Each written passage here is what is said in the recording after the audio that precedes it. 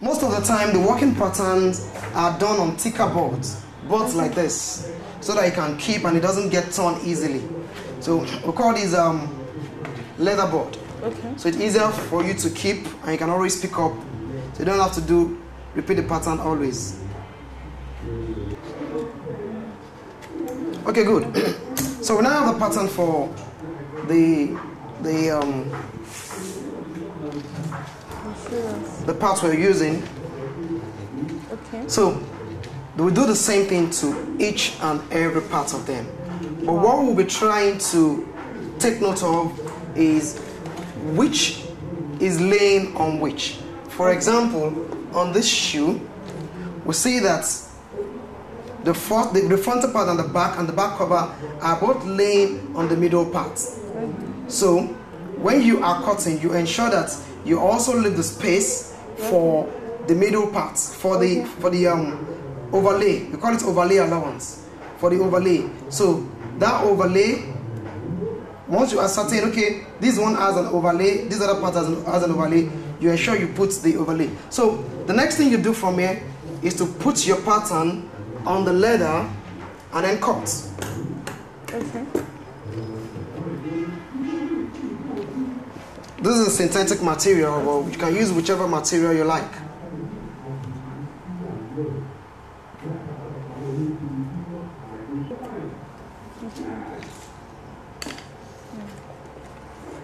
Okay, so I'm cutting out my leather after I've gotten the pattern.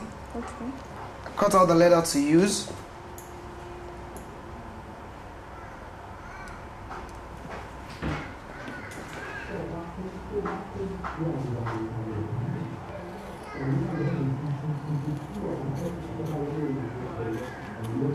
So at the end of the day, after measuring out the patterns on your choice of material, it could be leather, it could be lace material, it could be whatever material you want to use.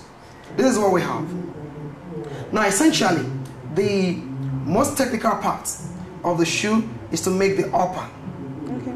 Yes, stitching to take some time to get perfect on it, but making the upper is the key thing there.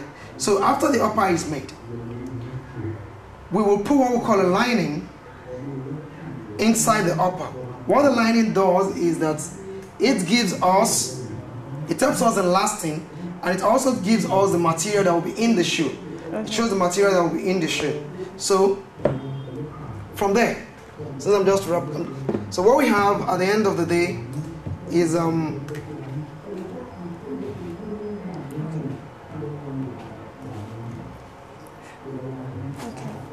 okay. So what we have at the end of the day Is this. we have the upper and the lining Joined together. joined together, but that is before we mold the shoe. Now before we mold the shoe, we need an insole. The insole is what you find in the shoe before it is actually gum to the sole. So for the insole, you just take the same last you're using and measure it out to get something like a board. Okay. That you're putting in the sole. Okay.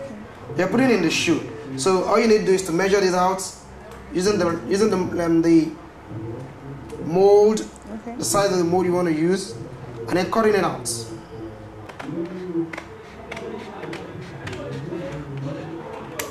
Okay, then you can then make this a perfect shape. Okay. Okay, so there are several things that can happen at this step.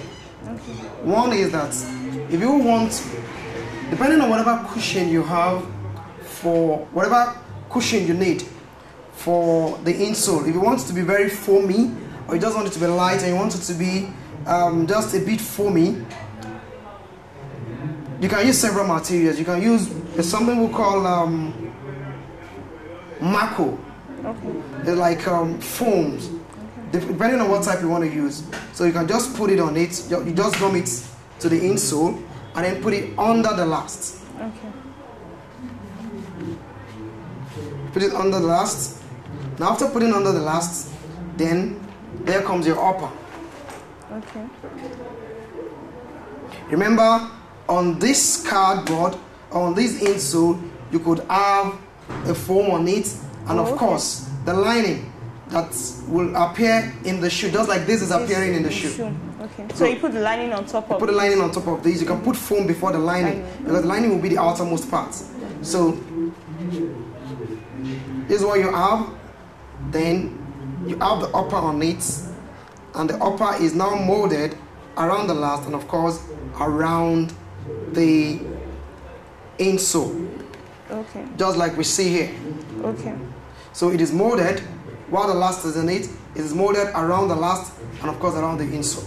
Okay. Now, from here, again, what we have designed the upper.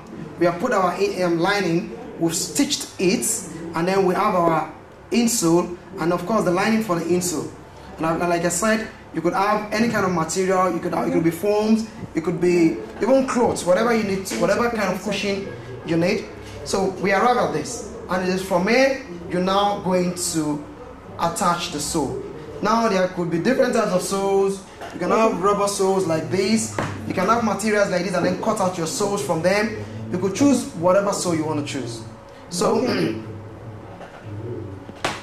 from here, what you do to attach the sole, you're putting a chemical gum.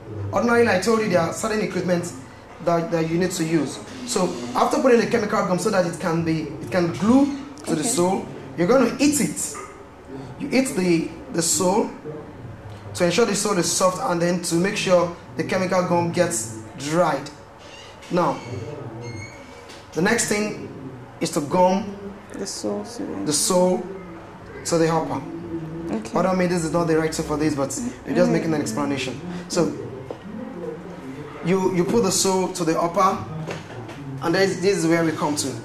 Wow. So like I said, first thing, you're taping the last, you're cutting your patterns, putting your patterns on your materials, getting out them, doing the right stitching, putting your lining, and then getting the insole, the lining, and whatever cushion you need, and then wrapping or molding or lasting the material around the mold, and of course the insole, and then we attach the sole.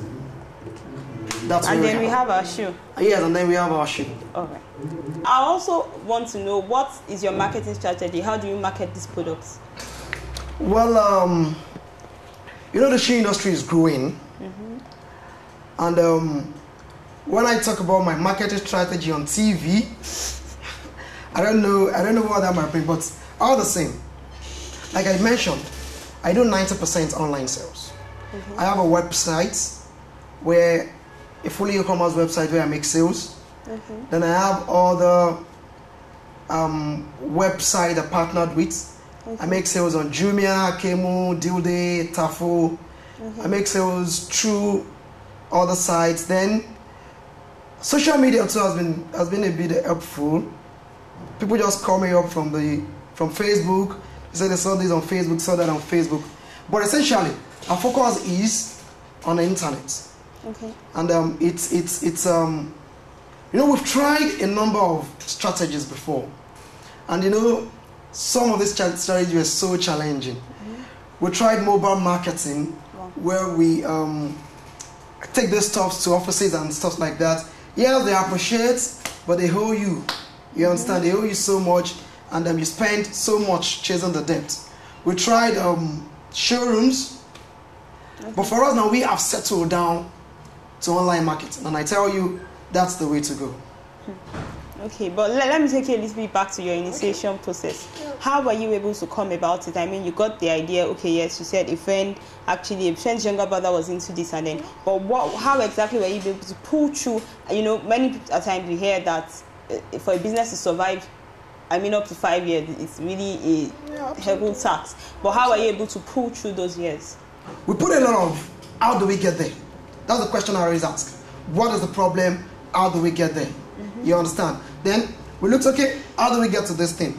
We did a lot of, for our pictures, we did watermarking, we did promoting. But once, people know you with a design. For example, you hear people call toothpaste. When I was growing up, most people call toothpaste Maclean's. Sure. Because everybody thinks it is synonymous to toothpaste. I think now it's close up. People call toothpaste close up. Exactly. What close up has been able to do is to be in the face of everybody. You understand? So when you see somebody using something on the tooth or on the teeth, you would probably call it close up. And the Maclean's, the generic name, the toothpaste generic name is lost. So that was what we tried to do. We would try to be in so many places as far as our financial muscle could take us, on Facebook, Twitter, everywhere, so that people think, okay, they've seen this before, or they saw it first with Beazy, and gradually we penetrate the market that way. Okay, all right. Demola, you really shared a lot, but finally, there might just be someone at home that might be thinking, or a viewer that might be thinking, okay, I have this idea too, I want to make shoes, or it's inside of me to do this. More advice or what tips could you give such a person? Well, there's something I differ widely from people. They say when you want to do something, a few things you consider. Do you like doing that thing? How much passion do you have for it? And then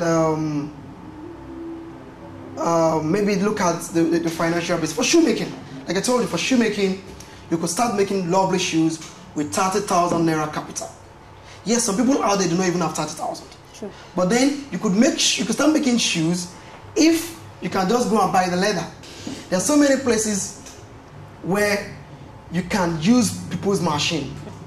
They have the stitching machine there, the filing machine, the lasting stuff. They have everything there. So you just come in, maybe go in, maybe you pay 200-300 naira. You make papier, you make shoes, and you go sell. Cool. But for somebody out there that wants to start, I run an academy. And what I tell people is, yes, it is wanting to come and learn the shoes. But there are so many other things around shoemaking that could fetch you money other than learning it. Learning it, splendid. You want to learn the shoes, how to make shoes, splendid. But I, for one, did not learn to make in the first instance before I started making money from shoemaking. You understand? So I think people have to be creative. Ask yourself, which part of this thing do you want to do? Okay, what I want to do is I want to design shoes. So many people need people to design shoes for them. If you think, okay, I can design these stuffs, the likes of Nike, Adidas, and all of those stuffs, they recruit designers who design these shoes, and then that's all they do. They can also ask yourself, okay, what I want to do is to sell. If what you want to do is sell, the bottom line is you want to make money from shoes, then get into selling.